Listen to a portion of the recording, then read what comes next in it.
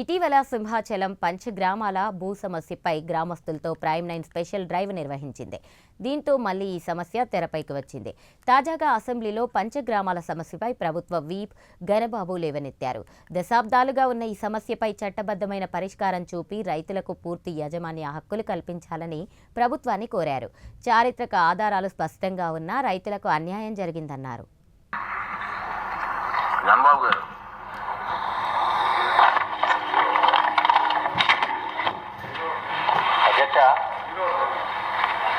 పంచగ్రామాల సమస్య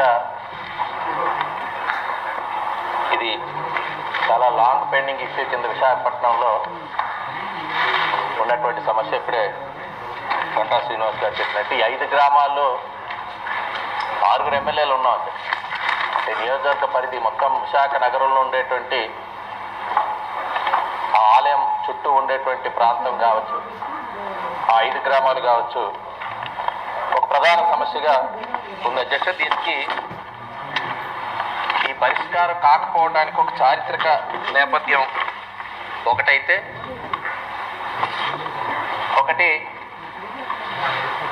ఏదైతే బిల్లు గతంలో పీఠాధిపతులు వేసినటువంటి ఎండోమెంట్ ల్యాండ్స్కి సంబంధించినటువంటి బిల్లు వల్ల ఇది ఇంకా జాప్యం అవుతుందనేటువంటిది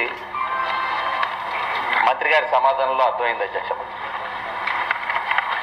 అయితే దీని పరిష్కారం కూడా అధ్యక్ష ఒక చారిత్రక నేపథ్యం కూడా తెలుసుకుంటే ఆ పరిష్కారం అవకాశం అప్పుడు రామకృష్ణబాబు గారు చెప్పినట్టు అడ్వకేట్ జనరల్ ప్రస్తావన ఎందుకు వచ్చిందంటే, ఇది అధ్యక్ష ఈ పంచగ్రామాలు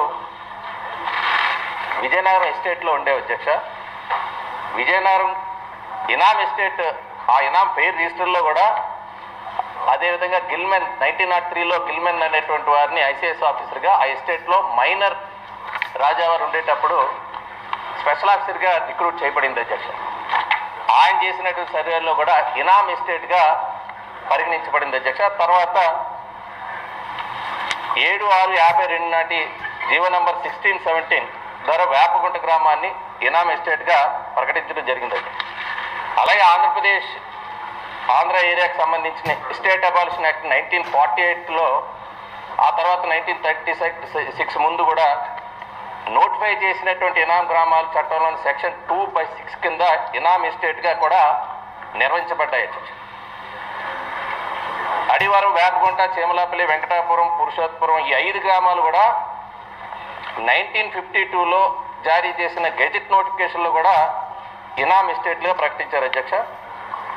మీ అందరికీ తెలుసు, ఎస్టేట్ అబాలిషన్ యాక్ట్ 1948 తర్వాత రాష్ట్రం అంతా కూడా అక్కడ ఉండేటువంటి రైతులకి వాళ్ళకి పూర్తి హక్కులు రావటం, ఆ యాక్ట్ ద్వారా వచ్చినటువంటి వారికి వారసులకు కూడా ఇవ్వడం అధ్యక్ష. ఒక నిమిషం అధ్యక్ష, ఈ సమస్య అంతా వచ్చింది మీరు ఒకసారి ఆలోచిస్తే, అప్పటి సెటిల్మెంట్ ఆఫీసరు విశాఖపట్నం ఇనాం సెటిల్మెంట్ ఆఫీసర్ చట్టంలోని సెక్షన్ 9 కింద అధికారాలను వినియోగిస్తూ వేపగుంట ముఖాసాన్ని ఇనాం ఎస్టేట్గా ప్రకటించారు అధ్యక్ష. ఆ అప్పీలు ఎస్టేట్ అబాలిషన్ ట్రిబ్యునల్ ముందు 1951 దేవస్థానం సెక్షన్ 9(4) కింద విజయనగరం ఎస్టేట్ అబాలిషన్ ట్రిబ్యునల్ ముందు రెస్పాండెంట్స్ పేర్లు లేవు అధ్యక్ష. రెస్పాండెంట్ లేని ప్రతిపాదనలపై అప్పీల్ దాఖలు చేసింది అధ్యక్ష.